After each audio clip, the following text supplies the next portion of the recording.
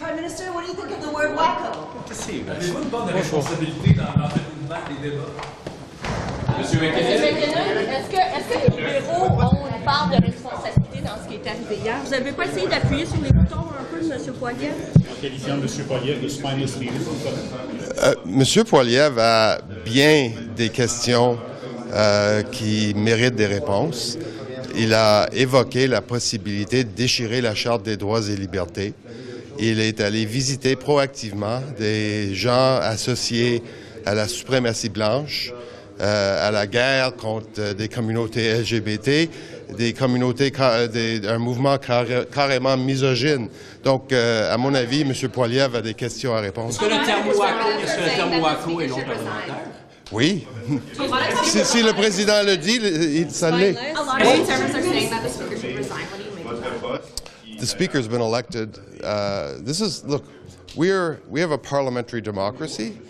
Many years ago, we decided to elect a speaker. All members elected the speaker. Once the speaker is elected, he becomes the institution. So Mr. Fergus is the speaker, and we respect all of his rulings.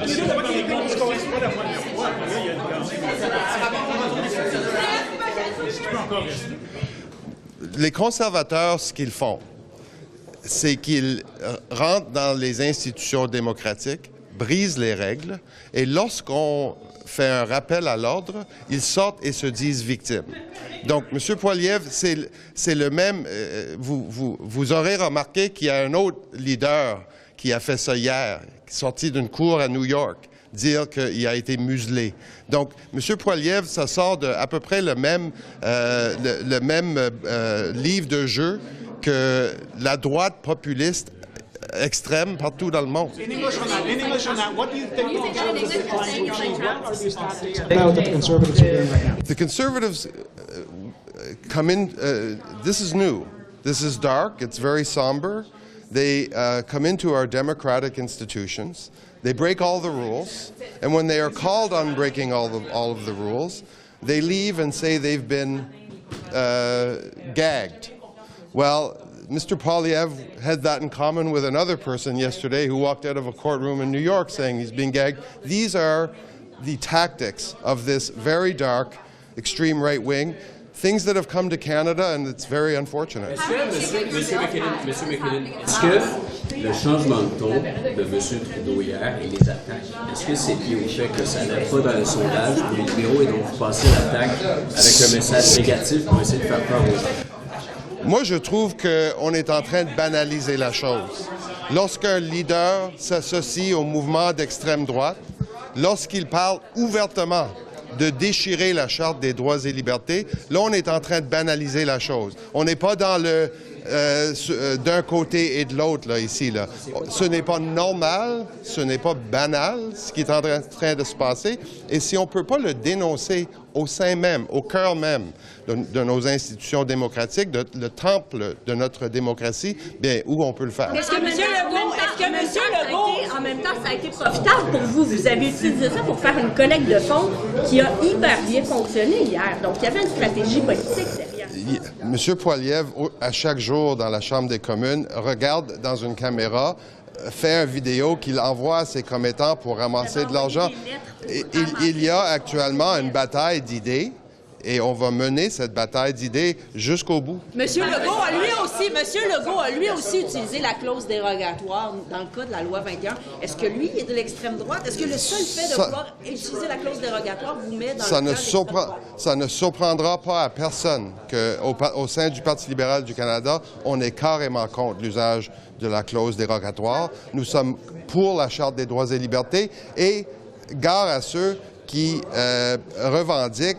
Mais donc, c'est l'extrême droite? Clause dérogatoire égale l'extrême droite? Je ne tomberai pas dans ces comparaisons-là, mais là où on a une différence, c'est que la Cour suprême a déjà statué sur l'essence même de ce dont M. Poilievre parlait l'autre jour, soit des peines minimales. Le ministre, au lieu de répondre à la question, dit qu'il n'y a pas de colonne. Non, il a dit que son leadership était pas de colonne, mais c'est pas en atteinte à la personne. Oui.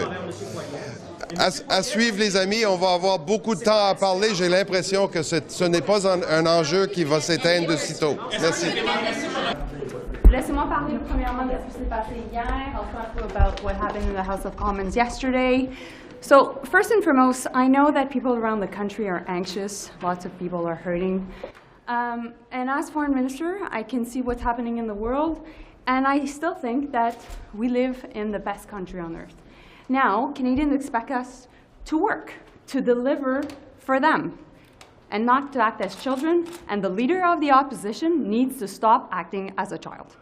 Donc, je vais le dire en français maintenant. On sait que beaucoup de monde sont préoccupés, il y a beaucoup d'anxiété. Et en tant que ministre des Affaires étrangères, je le sais, je vois un peu ce qui se passe partout à travers le monde. Et je suis encore convaincue qu'on vit dans le meilleur pays au monde. Maintenant, les gens s'attendent à ce qu'on livre pour eux, qu'on travaille pour eux et qu'on n'agisse pas comme des enfants. Et le chef de l'opposition, Pierre Poilievre, doit arrêter d'agir comme un enfant. Que la police intervienne à McGill. Qu'est-ce que vous pensez de cette situation? Concernant ce qui se passe à McGill, bien entendu, on s'attend à ce que les gens puissent être capables de se parler, puissent être capables de s'entendre. La position du gouvernement est encore la même. Il nous faut un cessez-le-feu. Il faut que la violence arrête. Il faut un accord sur les otages. Les otages doivent être libérés. Et donc, notre position au niveau du ministère des Affaires étrangères, c'est qu'encore et toujours, on va presser les différentes parties pour faire en sorte qu'on arrive à ce cessez-le-feu. Je vais finir de répondre. Arrêtez de m'interrompre. Je vais répondre.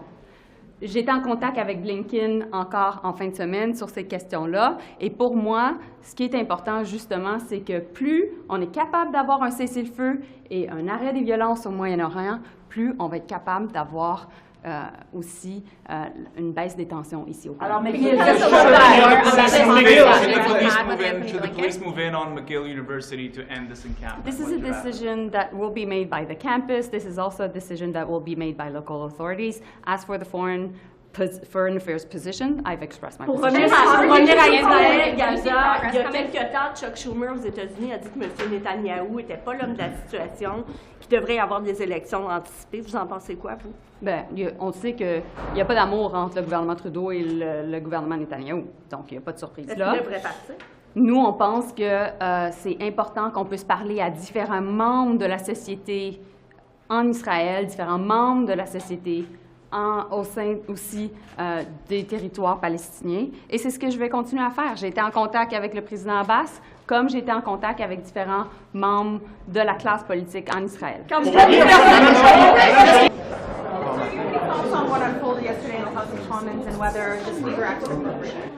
Definitely.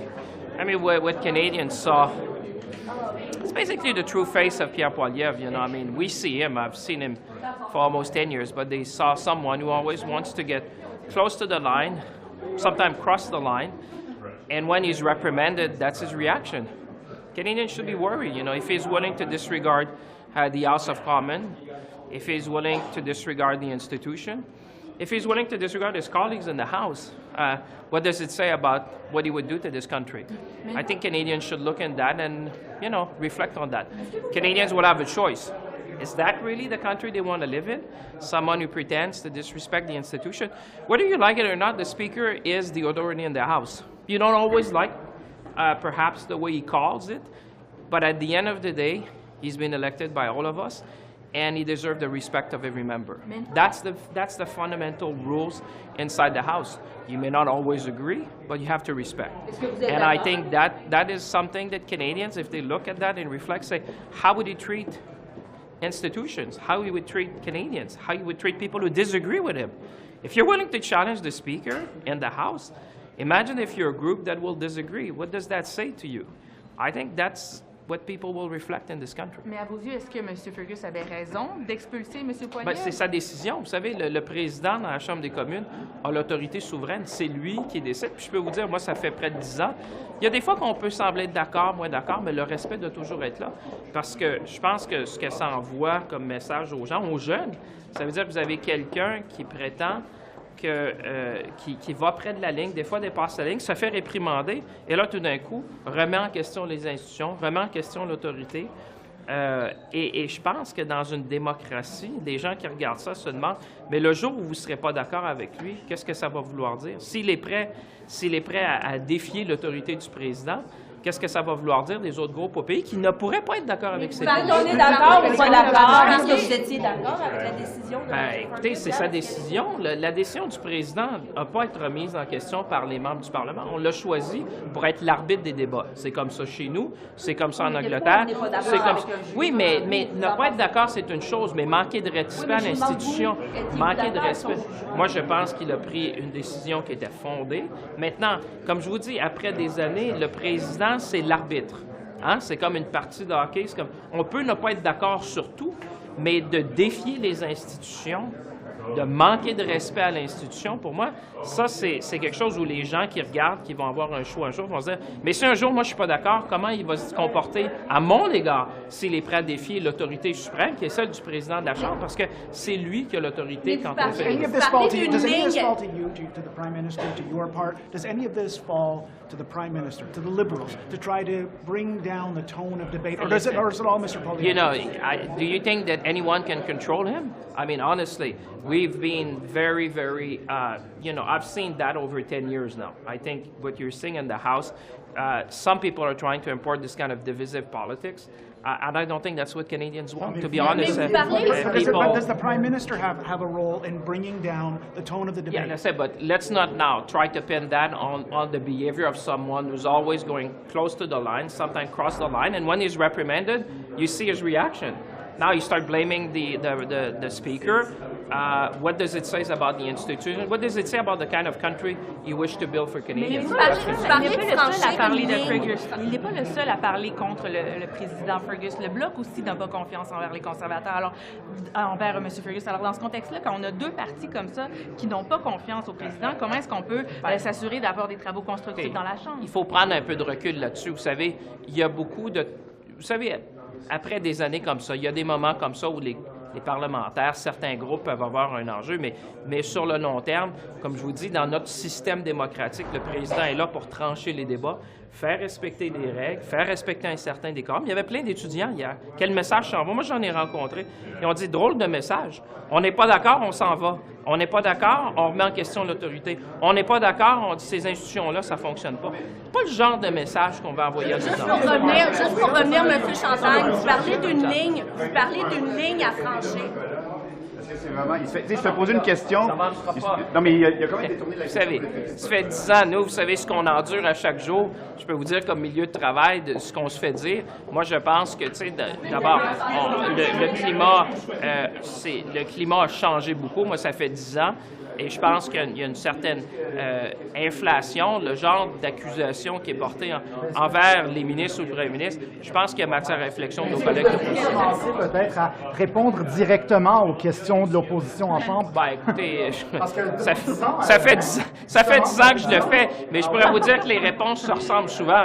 Puis les questions sont pas mal les mêmes. Alors, je pense que les gens à la maison ont le goût de voir d'autres choses, d'avoir des débats plus élevés. Et je peux vous dire, quand les questions sont les mêmes, bien, les réponses se ressemblent. Bien, à la fin, je pense que dans un débat démocratique, hier, c'est une question de respect d'institutions, respect aussi de l'autorité. Puis on voit ça quand, tu sais, dans le fond, ce que ça envoie, c'est quand ça fait pas leur affaire, quand ça fait pas son affaire, bien là, on remet tout en question. C'est pas comme ça que ça fonctionne. Mais il n'y a pas de... Mr. Fraser, should the Liberals also put some water in their wine? Should the Liberals also put some water in their wine when discussing those issues in the House? Which issues?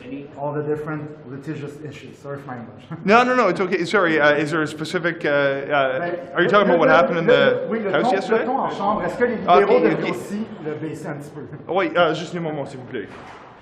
Look, one of the things that I reflect on, and I think back to even the first campaign that I ran in 2015, is the importance of how we talk to one another. Yesterday, when we saw the Conservatives storm out in protest, I thought it was immature, but it caused me to worry about the institutions that really matter and have an opportunity to make a difference for people at home.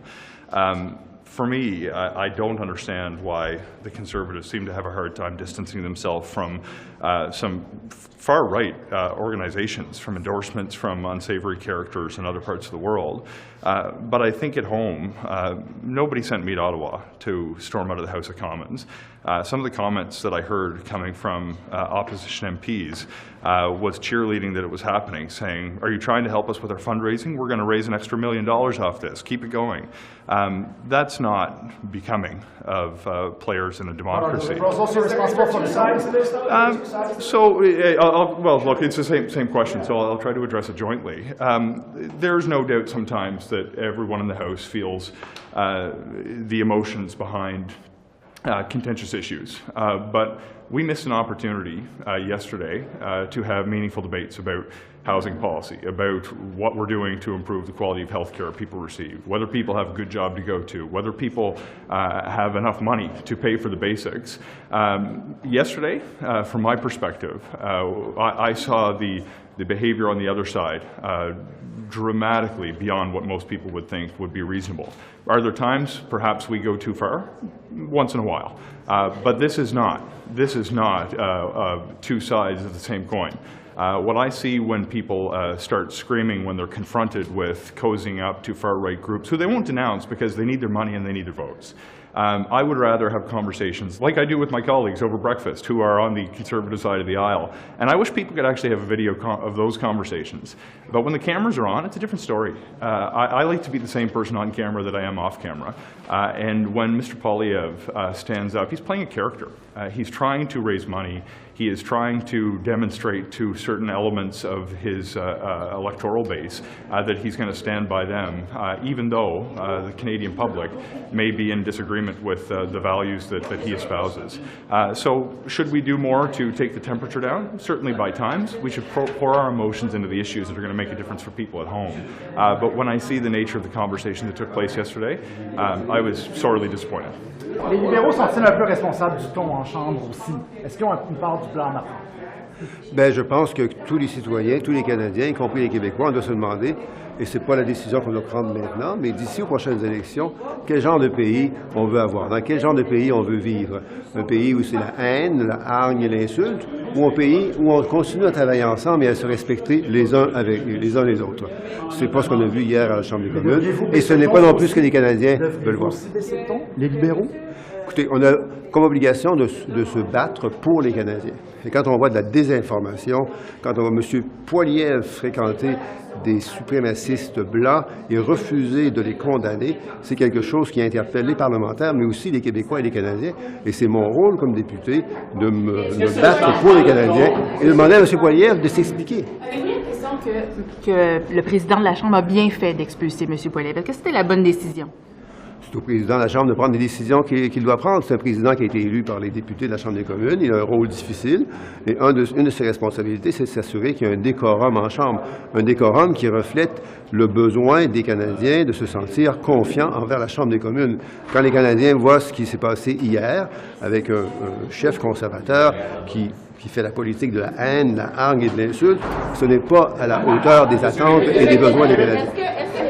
Votre poste à l'Université d'administration à l'Université Laval, le syndicat il voit du favoritisme. Est-ce que vous trouvez est-ce que c'est du favoritisme à votre avis? Est-ce que c'est juste pour les autres professeurs qui n'auraient peut-être pas bénéficié du même traitement de faveur comme l'a dit le syndicat?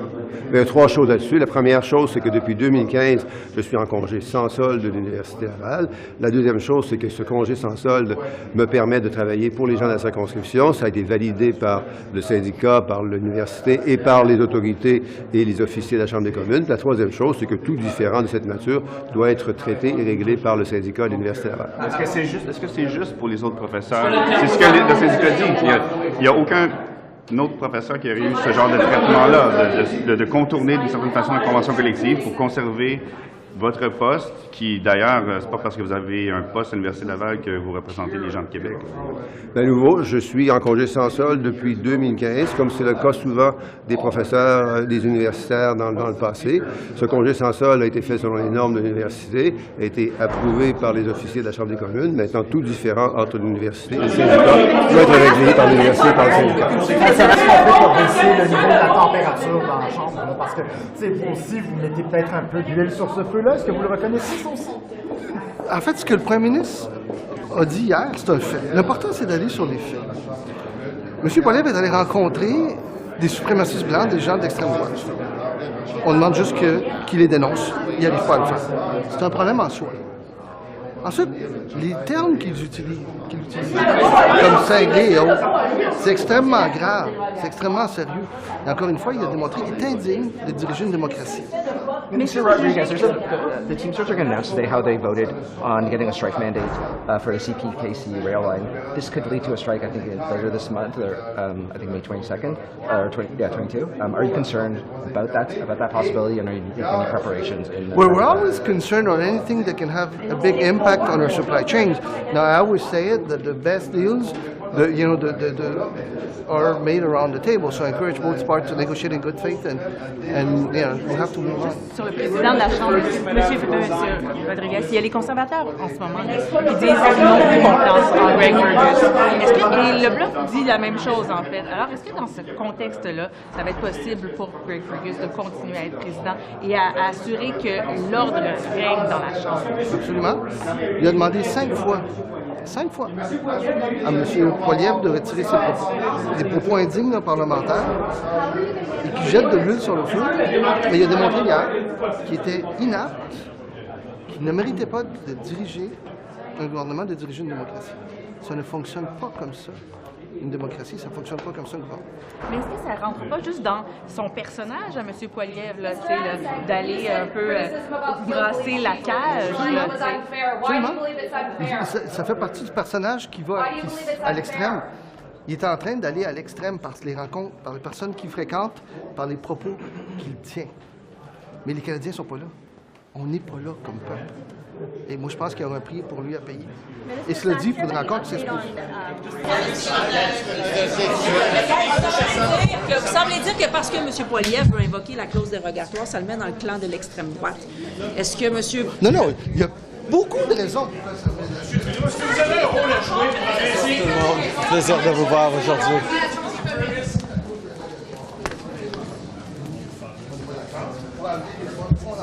Par exemple, le droit des femmes à choisir, il peut le faire. Il a énoncé la possibilité d'y faire appel. Moi, je trouve ça très sérieux.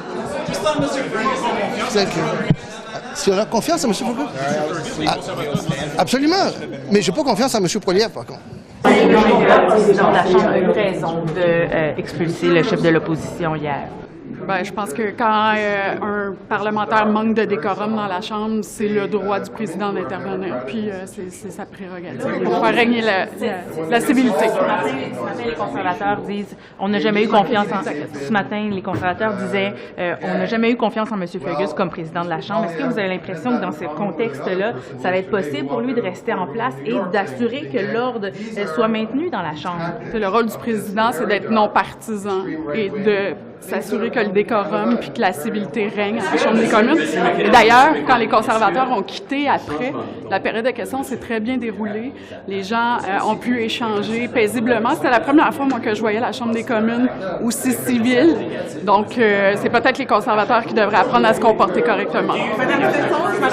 Resign in order to keep the peace in the House of Commons. The president has a prerogative to make sure that the people in the House conduct themselves accordingly, which didn't happen yesterday. Madame Merci.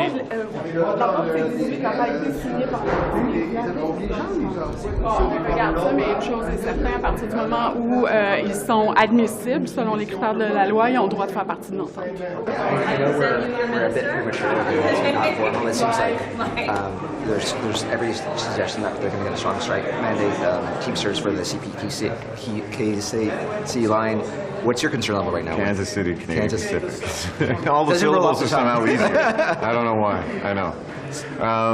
This is all, this is all part of the process. There's a cooling off period, and then after that, they're back at the table. You know, I don't have to go on about the success rate of our mediators, conciliators, and they're on this 24/7. So it does seem like the messaging from the rail line is that they're very far apart in talks right now. There's just much confidence on either side that things will be resolved. Obviously, a strike of this magnitude would be huge in terms of the impact on the economy.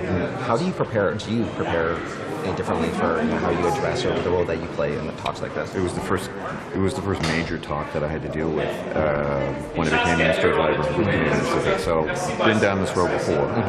I remember memorably getting a phone call from the White House. My first phone call from the White House, and I don't plan on getting many more of that tone. It's a continental issue too, so there is a lot on the line, not just for this country, but in the U.S. as well. So the ramifications of it are not lost on me. This is something that I've been keeping my eye on for months and months and months. But right now, cool heads prevail. And, you know, we've got good people there that are helping them reach that deal. And just the last question, is that the message you're sharing with both sides right now, that this has a huge impact on the Canadian economy? You guys really need to get this done. They know that, and my job is to remind them of it. You know, both sides, I think, are, responsible players. They understand what's at stake here. I have to gently nudge, as I often do, just to make sure that we reach that deal, and that, the supply chains in this country are not interrupted.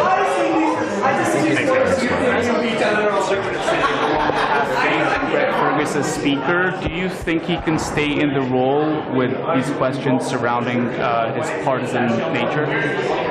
Around the Speaker's partisan nature? Well, I think the question may infer something that I don't necessarily agree with. I mean, I sat there. I think Greg Fergus, I've known Greg Fergus since we were Forum for Young Canadians for 35 years ago. He is a gentleman, he's a smart man, he's a fair man. And I don't call people's character into question or even infer it lightly. But it'll be an exciting day, I'm sure. I guess I'm wondering, do you worry that the state of polarization is such in the House that he may not be able to stay regardless of how well he's doing his job? This polarization is affecting everything and everybody and politics all over the place, and it's sad. It's sad.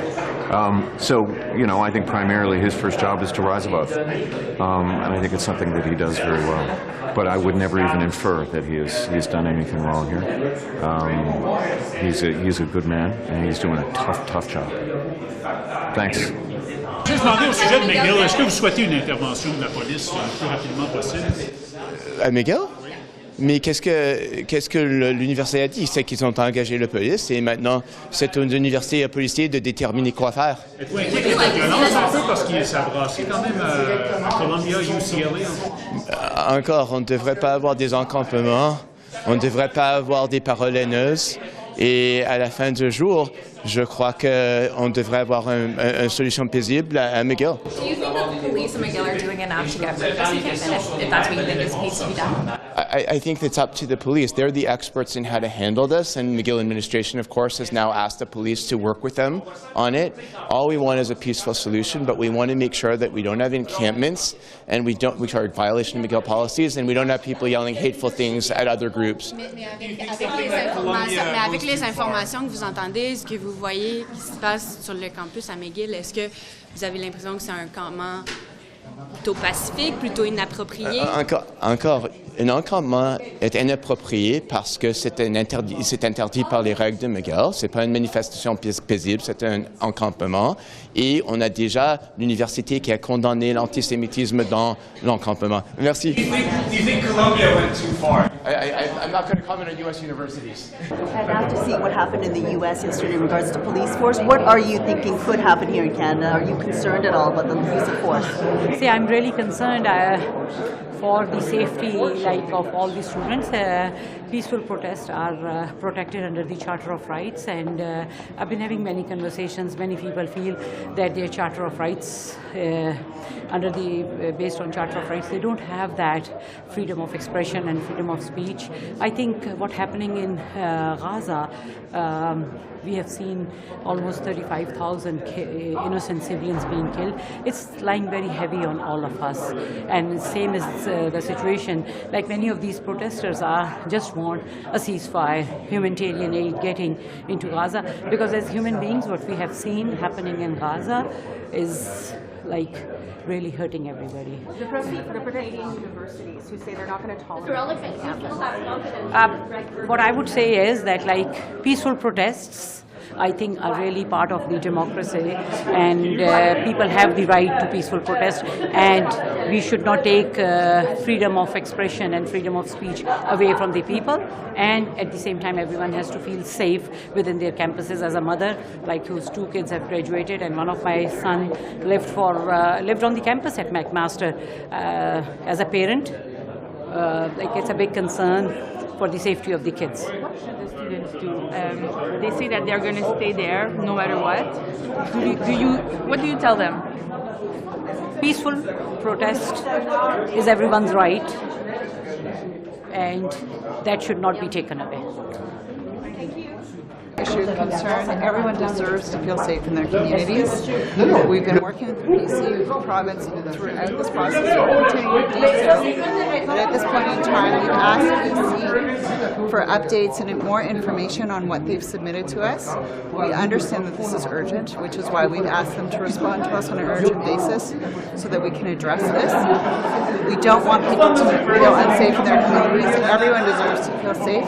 We also need to be focused that this is a healthcare crisis, but also that public safety is a priority, and we'll just continue to keep working. And so what kind of information have you asked for from DC? C'est sur la Fed qui doit à 2 heures, la Fed, la Réserve fédérale américaine, à 2 heures doit annoncer sa décision sur le taux.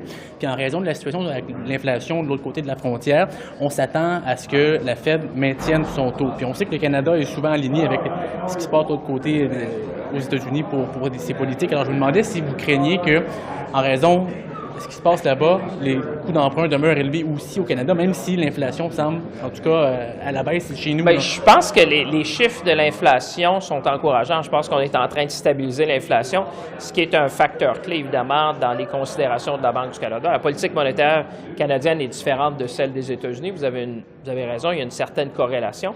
Mais je pense que chez nous, les indicateurs sont positifs, c'est-à-dire qu'on a reçu des investissements importants. On voit le taux de chômage qui est un des plus bas qu'on a jamais vu. On voit que l'inflation, même au niveau d'épicerie, est en train de baisser.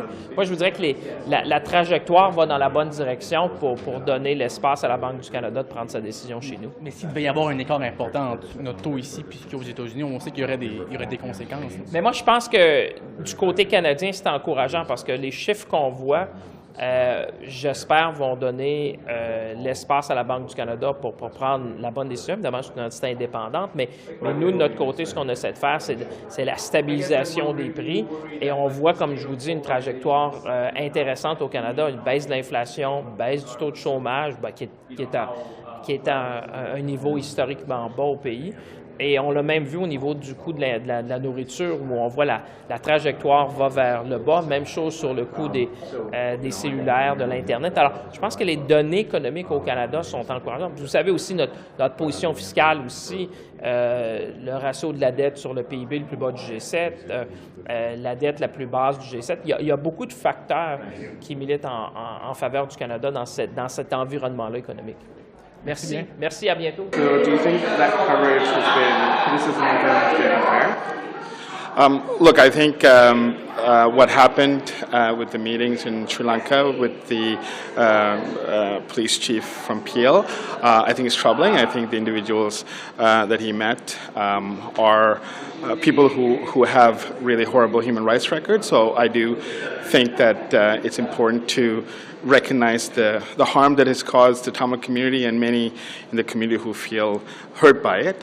So I do recognize the harm that's been caused by that. Do you think he should apologize for meeting with that team? Well, I think it's important that you direct that question to him. It is important to recognize that as we mark, May 18th, which is Tamil Genocide Remembrance Day in Canada. It's the second anniversary of it that recognized in Canada. That there's a lot of people that are hurting right now. A lot of people who have survivors. I myself have met many and have represented many in my many years of human rights work. So it is a challenging period for the Tamil community, not just in Canada but around the world. And I think in this context, I think the police chief should respond to the concerns as raised by the community. Given that a lot of people are hurting in the community, do you think it was appropriate for him to meet with Sri Lankan police chief in uniform and accepting the award? Well, I'll leave that to him. Look, it's not something that I would have done, but I will leave it to him to comment on that. Do you have a message for the Australian community in Canada about this? No. We'll go. Thank you. Thank you.